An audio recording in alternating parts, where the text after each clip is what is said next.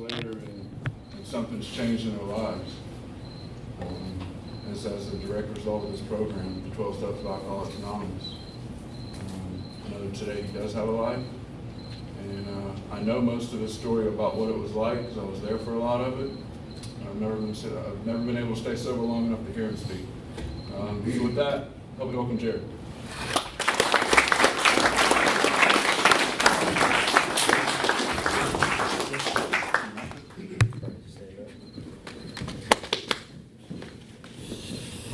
Hey everybody, my name is Jared. I'm alcoholic.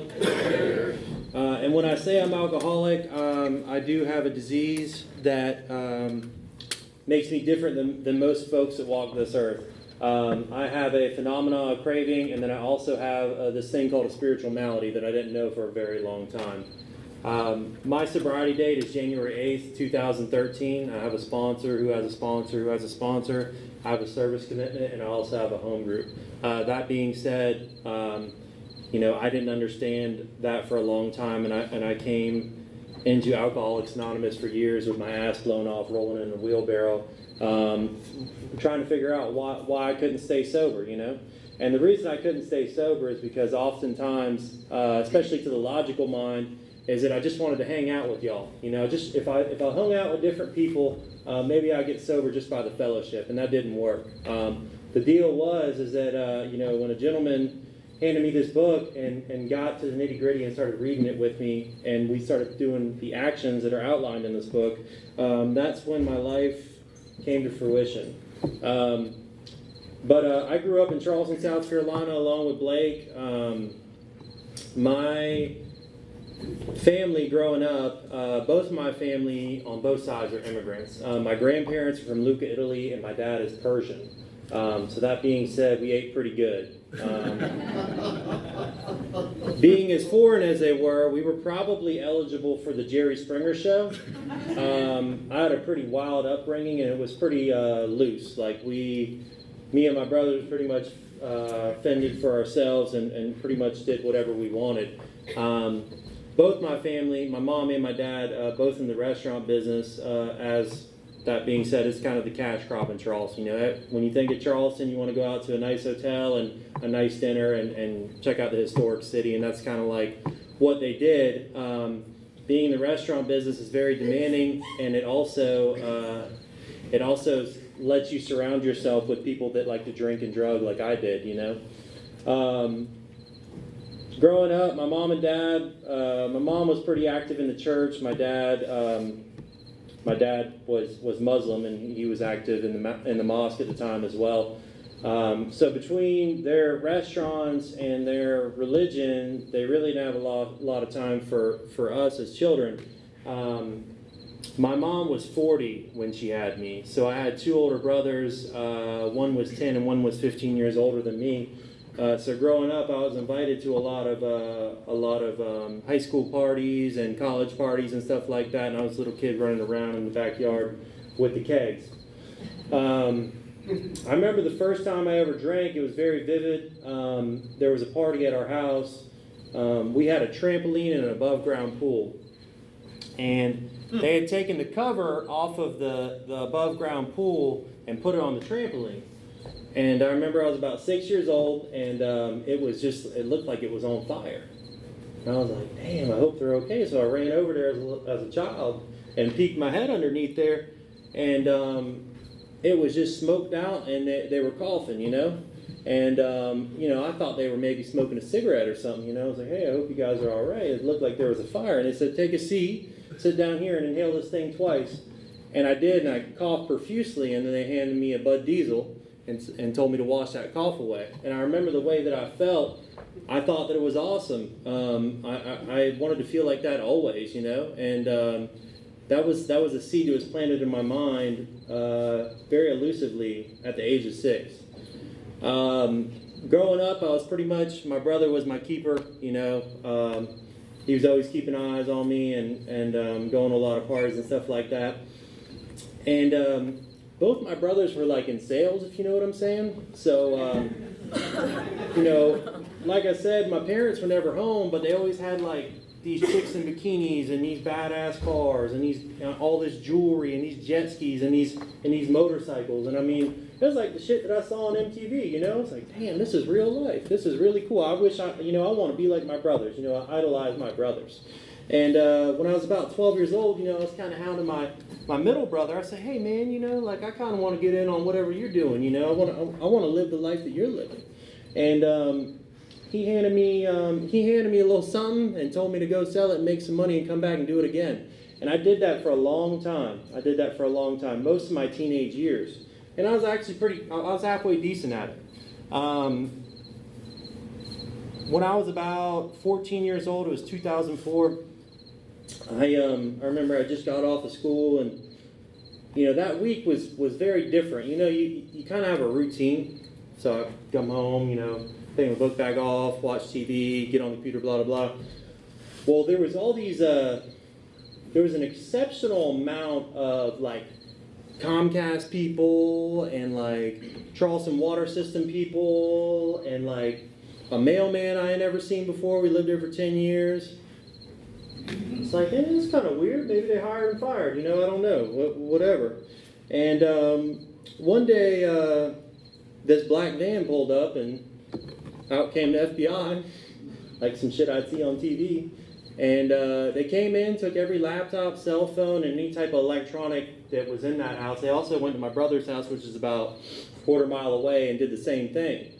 And took my two brothers away. I didn't really know what they had done. I could take an educated guess. And you know what's crazy enough is when I saw them come for my brothers and throw them in the back of this van, as messed up as a situation that was and as much trouble as they were in, I thought that was the coolest thing ever. You know, at the time, like Grand Theft Auto and like all that stuff was like going on, and I just thought it was the coolest thing, man. I don't know why, as messed up as that is. Moving forward, you know, the next day the newspaper came out, and my brothers were, my one brother was a practicing attorney, and he was being charged with drug charges for selling cocaine to the whole judicial system in Charleston County. My other brother was charged with something similar as well. One of them went to prison, and the other one lost his attorney's license. Something that he worked so hard for. I don't know if you know much about the law background, but I mean, he probably spent 10 years and a lot of money getting educated to go and practice law. And not only that, Charleston is like a good old boy town. You could have as much money and fame as you want, but it's not a what you have kind of town. It's a who you know kind of town, and that's how moves are made. So that just totally, you know, was like a backhand to our family. It really shot us down. Even though a lot of people behind closed doors knew what was really going on, to the public eye, that was just, you know, it just put a lot of shame and guilt on our family. But at 14, you know, like I said, it just fueled my ego. It didn't really stop me. You know, I kept drinking and using throughout my high school career, and then eventually, you know, got to the point where I was a senior, or I was a junior actually. It was the last semester of my junior year, and you know, I'd been in some trouble myself, and I always had a job.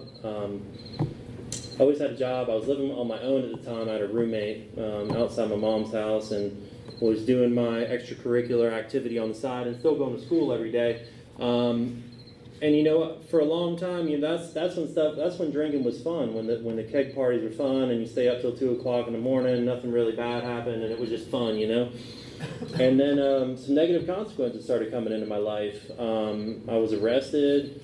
I went back to school, and they basically said, you know, you have an ultimatum. You can go to this other school, or you can just quit. And I told them, you know, very, you know, politely, I was like, I don't know if y'all know who the fuck I am, but this is who I am. And they asked me politely to leave and never come back. And I did. 17 years old, thought I knew everything, you know, and just had an ego that wouldn't fit in this room, you know. And that being said, I hit my head quite a few times, and you know, my extracurricular activity had taken off because I had more time now, you know. And, right around that time, I had been introduced to this organization that was, quite frankly, it was probably about as organized as the mob, in the Southeast. And I could go anywhere within 30 miles and make a phone call and they would come.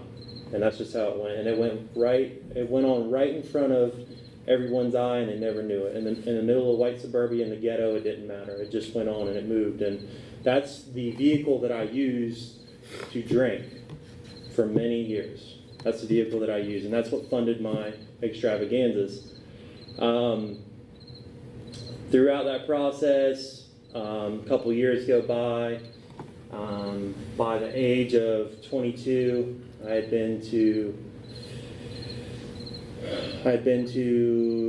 overdosed and died 10 times. I had been to jail 14 times. I had been to 4 psychiatric institutions, and I was on my 2nd rehab. Right before that, I was in jail. I was in jail on a drug trafficking charge and I had a $500,000 bond, and I think Blake actually picked me up from jail after I'd spent 13 months in there and almost died from MRSA, which is not fun.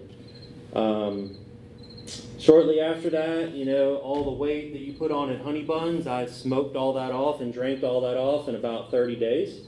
And not too long after that, I just become so beat down that, I finally realized that it was time for me to go get some help. I ended up going to this place in Sumter, South Carolina. It's called Emulink Recovery. And, I've been incarcerated so much that I kind of had like that jailhouse mentality with my back against the wall, thinking I can come in and manipulate people to produce the desired outcome that I want to produce. And this guy immediately pulled my card, told me to sit the fuck down and shut the fuck up, that my best decisions in life have got me right where I am. And I'm kind of sitting there with my arms against the wall. I'm like, man, who the fuck does this guy think he is? You know what I'm saying? I didn't like it, but it was the truth. It was the truth. My own best decisions that got me right where I was. And, growing up, I always knew that, I was different than a lot of my friends. I was never one to put the cap on a liquor bottle and put it up and say, hey, I'm going to save it for tomorrow, The people that did that really pissed me off. What is wrong with you? Give me my liquor back. You know what I'm saying? How are you going to tie that bag up? Give me that bag, And, I just could never understand that. Why wouldn't you drink until you pass out? I couldn't fathom that, I think a lot of times for, non-alcoholics, they drink to loosen up and lose control. I drink to gain control, so I think. Alcoholism is a crazy disease because there's diseases out there like cancer and polio and, all these diseases, but they don't talk to you like alcoholism does. Alcoholism talks to me. I don't know about y'all, but it talks to me. It tells me that I can sit there at, Charleston, the city of Charleston's finest steakhouse and drink a perfect Manhattan with 2 hot models, and everything's going to be totally fine, In all reality, I'm behind an abandoned house with Charleston's shittiest liquor, passed out drunk, asking people for change, That's my reality. But my mind tells me different, but it's a fucking mirage. That's what it is. It truly is a mirage. Alcoholism paints this vivid picture that everything's going to be all right and it's going to be grandiose and, all these women are going to love you and you're going to be rich and da-da-da, but that's my ego and that's my alcoholism telling me that. In all reality, I'm the dude sleeping under the bridge, begging for change and, calling my parents and asking me, hey, will you give me $20, So I show up to this treatment center and, I still, I think the logical mind kind of told me something for a long time. It told me that my outside circumstances were dictated by how much money I had in my pocket. You know what I'm saying?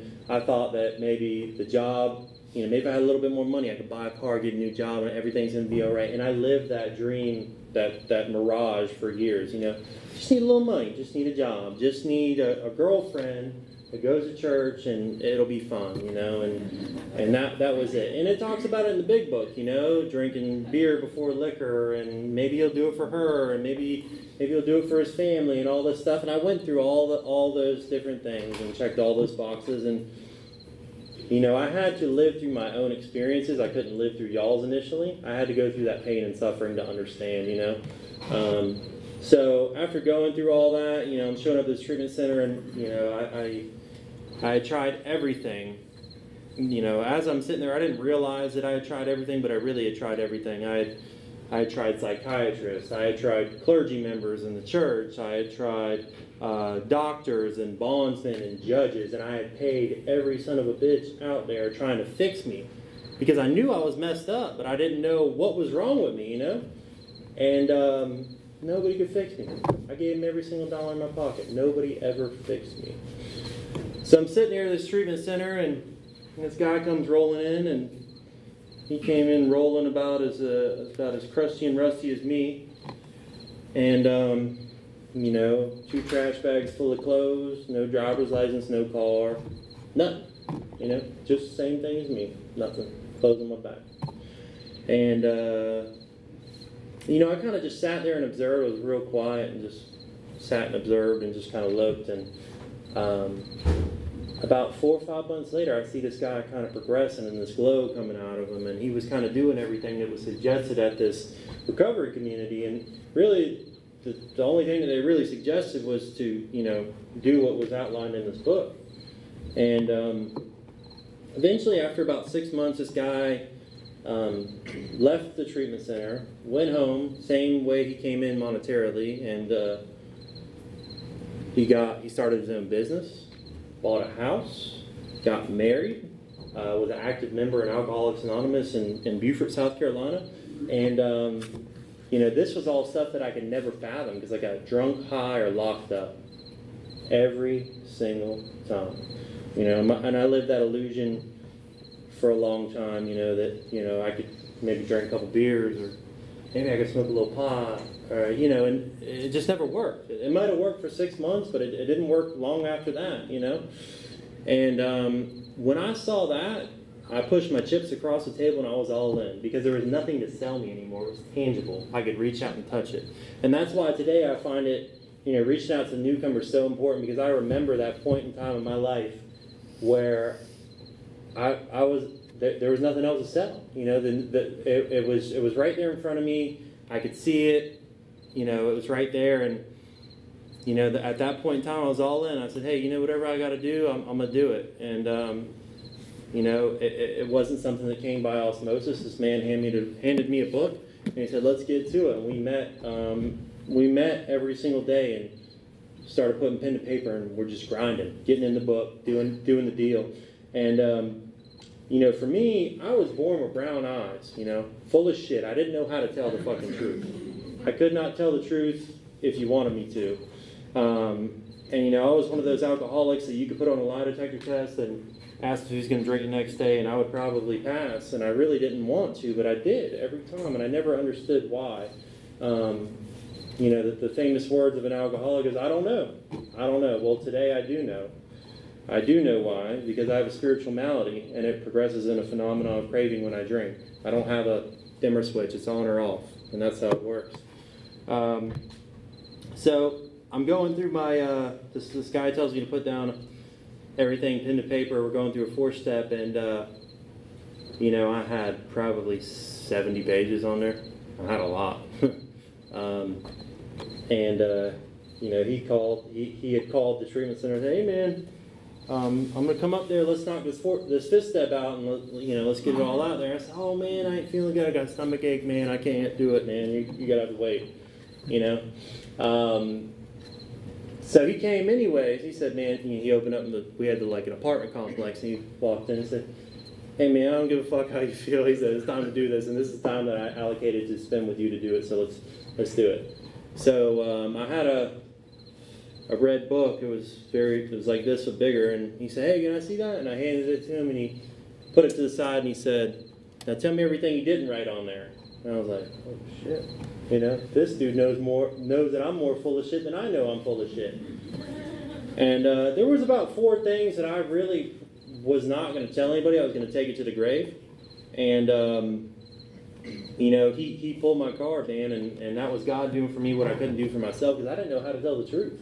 For a long time, I didn't know how to tell the truth, and that was a very freeing experience for me. And, he described it as, for a long time I'd walked around with a lot of resentment and hatred and blamed all my problems on everybody else, And basically what he described to me is that he's taken away the magnifying glass and he's going to give me a mirror to see who I really am. And that's what it was. And I never really understood that, like, when you're brushing your teeth in the morning or shaving, like, I never really looked myself in the mirror now that I think about it. I always kind of looked to the side or looked away, and because I knew I was a lying, cheating, stealing motherfucker. That's all I knew how to do. That's my default setting without 12 Steps to Alcoholics Anonymous. And as I went through this process with him, there was like a freedom that came with it. And, there's a saying that goes around that you should be honest with everybody but transparent with one person. I'm not going to go on Facebook and tell you all my personal, stuff, but I'm going to be honest with you, and I'm going to have that one person that walks this earth that I can tell everything, because a lot of times, people ask, hey, how you doing? You say, oh, I'm doing great, but really you ain't doing great. There's some other shit that I describe it as, I work in the real estate business, I describe it as squirrels being up in the attic tearing up insulation. You know what I'm saying? You let them squirrels get up there long enough, they're going to fuck some shit up. So that's why I got to have that transparency with another human being and tell them what's really going on. If not, I know what time it is. It's time to drink. And, the same thing kind of happened for me. I had left that treatment center the same way I came in, monetarily. And I had some things that I was working through. There's something they tell you not to do while you're there. They tell you not to shack up with the opposite sex, and I didn't like that too much. I thought, I've been sober for a little while, and I deserve to have a girlfriend, whatever. Well, they asked me politely to leave, like they did at high school. And they asked me politely to leave, and so I did. And I kind of let my ego get the best of me, and I thought, well, I've been away from a drink or a drug long enough. I'm going to be okay. I got this girl now. She's my higher power. I'm going to fix her. She's going to fix me. We're going to, I already had babies' names picked out and shit, So we left this place, and about the only thing I really had different than when I came in, my nose wasn't running down to my chin, for one, and then for two, I had a little job at Applebee's, and that was it. And so I went down the street, got a little motel at the Eagle Inn, and I stayed there for a little while, and eventually we got our own place. And I didn't pick up a drink or a drug for about 2 months, and I was able to kind of get on our feet. And we got this little apartment there in the middle of downtown Sumter, and I don't know if y'all ever been to Sumter, but it's kind of a rinky-dink town. It was an old industrial town. A lot of factories and stuff like that, and the military base, the Air Force base, and that's it. So I was there, and I really it really didn't take a full effect to me until I was in it, and the fellowship ain't going to keep you sober. And I thought, well, maybe I'll just go to meetings, and I won't talk to those people like in depth, like that old sponsor I had. Like, he didn't know what he was talking about, but I'm gonna go hang out. And really, all I had coffee and I had bullshit. And that's all I really had, because slowly those truths became gray area truths. It became lies, and it just transpired back into my full-blown alcoholism and addiction. And the first thought that came to my mind was, I bet you I go to Legacy's, I've never had a 33-ounce Dos Equis beer. Never have one. I should probably go get that. And I went there, and by the time I wiped the froth off of my mouth, I already had and I was already in the passenger seat of my buddy's car, and we were on the way to the man's house. And, the little apartment that we had there in downtown Sumter, I died about I overdosed 3 times, and I remember very vividly them pulling paddles off my chest, bringing me back to life, and saying "clear," and bring me back to life. And after about the 3rd time of overdosing and dying, I woke up the next day, and I was like, man, I really don't want to do this shit anymore. I don't want to have had enough pain and suffering, and I really don't. It was like, what am I going to do about it? And I got up, and I think I was wearing like a AA shirt or something, and I had blood stains from a syringe across, and I smelled like bourbon, and I'm walking into the Sumter Mall, and the guy that ran the rehab, demographically, we had nothing in common. Not at all. Like I said, I'm an immigrant family, restaurant, workers, and this dude is a black biker from Virginia that grew up in the 70s. It's like hippy dippy as shit, and I really didn't really have anything in common with him at all. And I walk in there and I see this guy, and I was like, man, he's like banging out some lo mein there in the food court, that little thing. And I was like, man, I really hope this guy doesn't talk to me. I wish he just leave me alone. So I'm kind of doing this number, hoping he doesn't see me. And he's like, hey, what you doing? And I was like, dude, shh, don't be quiet. He's like, I got a seat for you right here. So I go over there and sit with him in, and we talked for a long time. And I think for a big thing for me, I had a big issue with the God thing, because coming in. My mom was a Catholic and my dad was a Muslim, and anytime I went to jail or anytime anything bad happened to me, they'd throw religious books at me and my head would spin off my shoulders.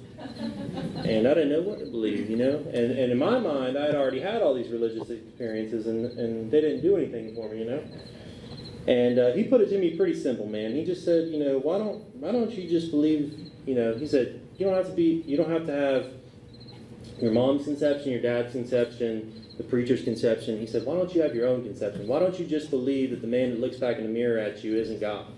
And that just clicked. It was like a light switch for me. And when he said that, we sat right there and we kneeled in that food court, and he read me we did a 3rd step prayer together. And I don't want to say it was a white light experience, but it was definitely a life-changing experience. And I got up from there, I got my hair cut, and I went back and I called this guy and said, hey man, I need you to sponsor me. And he had been sober for quite some time. He worked at Applebee's where I did. He said, well, I can't, I don't want to do that. It's a conflict of interest. And I said, well, where in the big book of Alcoholics Anonymous does it say where you can't sponsor your friend? And he's like, you got me there, checkmate. He's like, let's get to it. So we meet the next day, and we got right in the big book and got involved. And, I did that for quite some time. I was still with that girl. She had never drank or used the whole time that I was out there getting it. But I tell you what, man, she was a hostage, as was all of my girlfriends in the past, So, eventually that came to light that wasn't meant to be and that wasn't going to work out, So I was still living at the same place that I had been drinking and using at. And, I guess I didn't realize how bad the place was that I lived until I was sober a little while, because my negative mind, all that crazy stuff like drugs and alcohol is something that I obsess about all the time. It just never was revealed to me that where I lived was such a horrible drug infested place. I just didn't realize it. And so after being sober a little while, I kind of realized that the dude upstairs drank and sold meth. The guy at the bottom left drank all the time, sold weed. Other people down here, they drank and partied as well. And then there was a roofer that would work all the guys that worked in this little quadruplex I lived in, and he would pay them in pills every day. And I just never put 2 and 2 together. I think for a long time I was walking around sleeping, So after about 90 days, my lease was up, and I'm packing out my U-Haul, and that good buddy that I had been in treatment with, he lived in Beaufort, South Carolina. I had never been to Beaufort in my life, and really didn't know nothing about it. I had driven through it, like on the way to Florida and stuff like that. Didn't really know nothing about it, and he said, man, why don't you come on down here and I'll rent your room, and I just had a piece about it, you know? And so I did, and I transferred to the Applebee's there, and you know, did all that good stuff, and really before I really was worried about furniture or place to live or anything like that, the first thing that came to mind is that I need a sponsor. So I got with a guy, you know, talked with him, and you know, we started working the steps again, you know, and started doing the work that's outlined in this book. And when I got down there, transferred to Applebee's, we start getting in the book, and we start getting to this 9 step. And I don't know about y'all, but pretty much anybody I'd ever come in contact with, they were better off not saying hello to me, because I was going to lie, cheat, or steal from them. And I've met a lot of people. I'm pretty salesy, so I never met a stranger. So I had a long list of stuff that I needed to make right and amend, and you know, I was scared. I mean, that list was probably about as thick as this book. You know, I was like, I don't even make that much money. I made $29,000 last year at Applebee's. How am I going to pay these people back? How am I going to, I mean, what am I going to do, you know? And he said, man, just trust the process. He said, you reach your hand out and God will reach his hand out. And I didn't really understand that. Didn't really know how that was going to work. I'm like, well, how is God going to pay my bills, you know? Is he going to clock in for me and wait tables? And I just don't understand. I couldn't fathom it. It didn't make sense logically to me, you know? So, moving forward, you know, my sponsor had suggested, he said, you might want to leave Applebee's and find a new job, you know? Some, you know, previously in the food and the hospitality business, I'd worked at some really, you know, nice restaurant, 5-star, 4-diamond restaurants. I've worked in some of the best in Charleston. And I'm doing all these job interviews, putting in the work, man. I'm putting in the work. And this lady that owned this pretty nice establishment right downtown Beaufort, she met with me, and she handed me the keys to her business. Told me I was hired, that I was her new bar manager. And I thought that was astonishing. I was like, this lady has no clue who I am. I'm going to rob her blind. You know, that was the first thing that came to my mind. I was like, well, no, I'm not going to rob her. I'm sober now, you know. And, you know, I really thought that was baffling and crazy, you know, especially being an alcoholic like myself. And I've talked to a couple people about it, and you know, it just was very apparent that is what I was supposed to do at that season of my life. And so, you know, I had never even really bartended at that point. I knew how to make a couple martinis, but I mean, that was about it. So, starting this new job, new beginnings, and you know, I'm about doubling what I was making previously. So I'm in the bar working, and here I am, you know, thinking it's all about me, you know, like, oh man, this is crazy, I don't know if I should be here, I'm alcoholic, you know, all that. I like to call it like mental masturbation going on in my mind, all that craziness going on in my mind. And so there was 3 owners to this restaurant, one of which, you know, earned a seat here in Alcoholics Anonymous. She just didn't know it yet. And the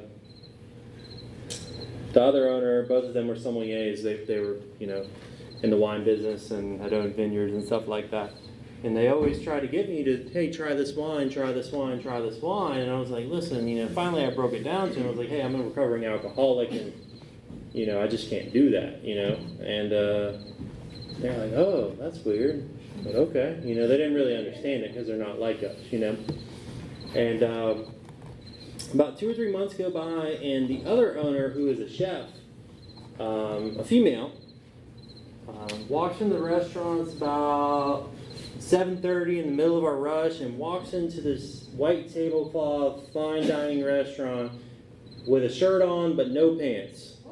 And walks to the dining room and starts greeting people and talking to them. And Beaufort's a really small town, and word travels real fast, you know. You could have met the whole town sitting at my bar. And, you know, they politely got her back to her house and put her to sleep. And, you know, kind of the next day I'm in there stocking the bar, And Donna, who was the other owner, comes and sits at the bar and says, "Hey, I want to talk to you about something." I said, "What's that, Donna?" And she said, So what about Beth last night?" I said, "Well, what about Beth?" I said, "That was some crazy shit." And she goes, "Do you think that you can take her to those AA meetings with you?" And I said, "Yeah, I could do that. I could take her with." So the next day she would say, "Hey, basically like, you're in timeout. You got to go to AA with JJ." So she started going to these meetings with me, and I think initially she had the same reaction that probably most of us in this room did. Like, walking into an AA meeting, these people don't know anything about me. They're not like me. I'm special. My mom told me I was special. They don't have the same job as me. They're not the same skin color. They didn't grow up in the hood. They didn't grow up in the Hamptons. My mind tells me all this stuff that I'm indifferent than all of you. And I am in a lot of ways, but I have a lot in common with y'all as well. Y'all are all alcoholics just as well as I am. And she had that reaction, And after a couple back and forth deals, she knew in her heart that she was in the right place. And eventually she finally, I think a lot of times, our parents and stuff tell us, you got to fight this thing, you got to fight it, you got to fight it, you got to keep on pushing, you got to keep pushing. And it's not a fight, it's a surrender. And it took me a long time to realize that it truly is a surrender. And I think that realization came to her mind, shortly after that last front of hers. Today she is still an active member of Alcoholics Anonymous, which is awesome. There I go again. I was thinking that it was all about me. Walking into this job situation had nothing to do with me.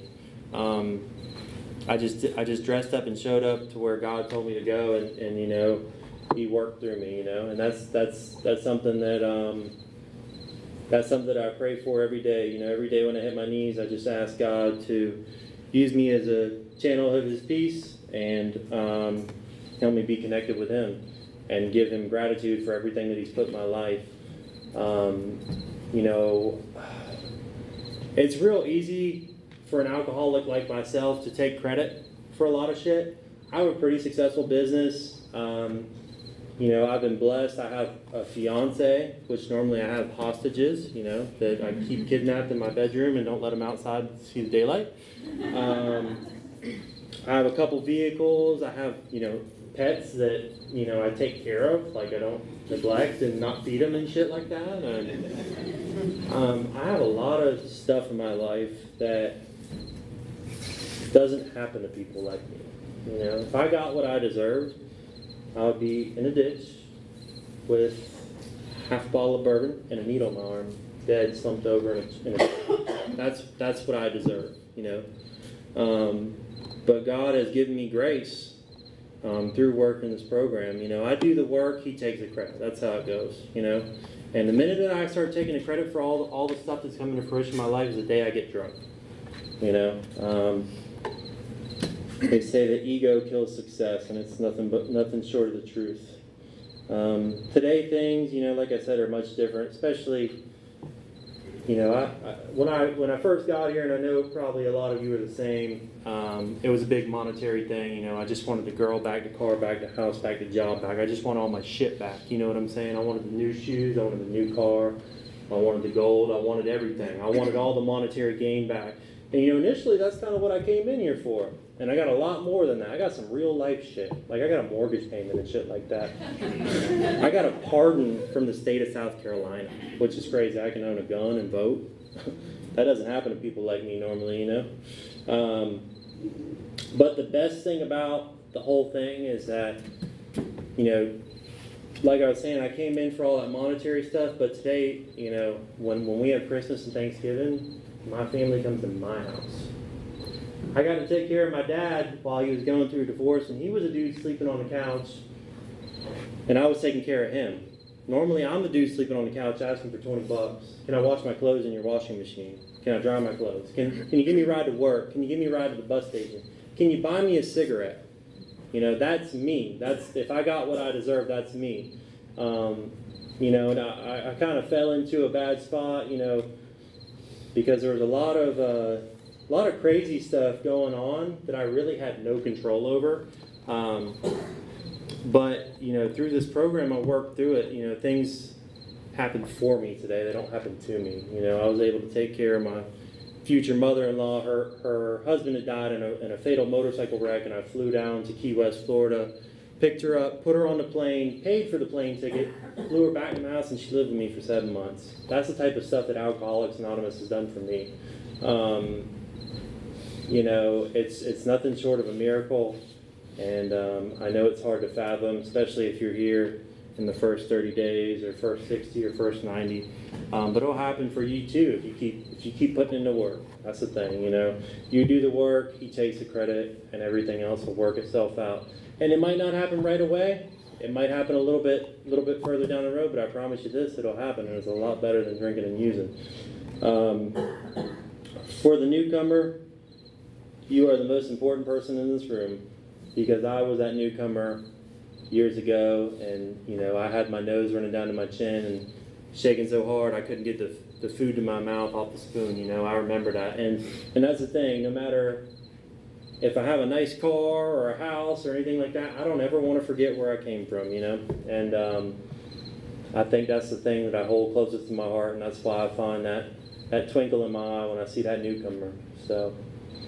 Well, I think that probably brings me about to the top of the hour, and that's all I got.